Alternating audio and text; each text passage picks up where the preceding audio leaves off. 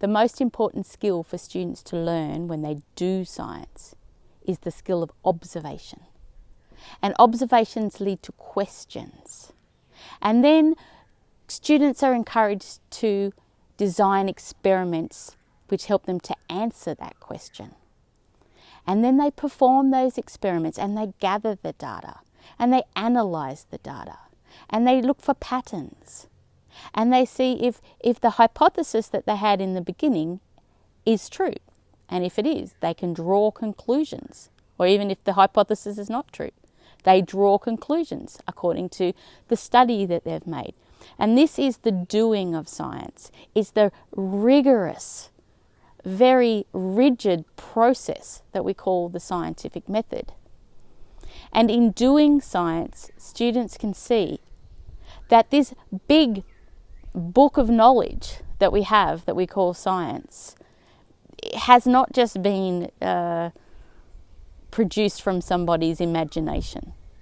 It's not something that somebody thought of and then wrote down. What we call the body of knowledge is a collection of theories that have been put to the test, that the investigations have been repeated and have been repeated by scientists all over the world. The book of knowledge of science is an international book of knowledge, and the textbook that students use is the same knowledge that scientists all over the world agree on. Now, scientists go through this rigorous process of investigating and gathering data and coming up with the most likely theory that answers the data. But this is where science is not rigid. Science is rigid in its method, but science is not rigid in its...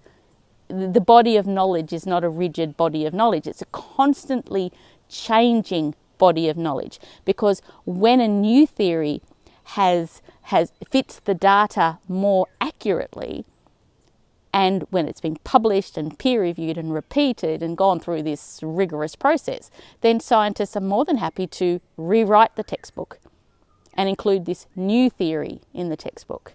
So it's a very dynamic body of knowledge.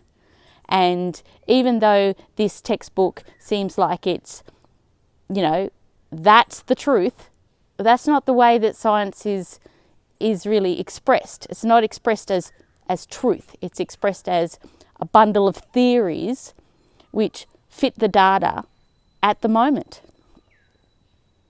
And in that way, the most important thing that students will learn when they study science is to doubt, is to question the information that they're being given.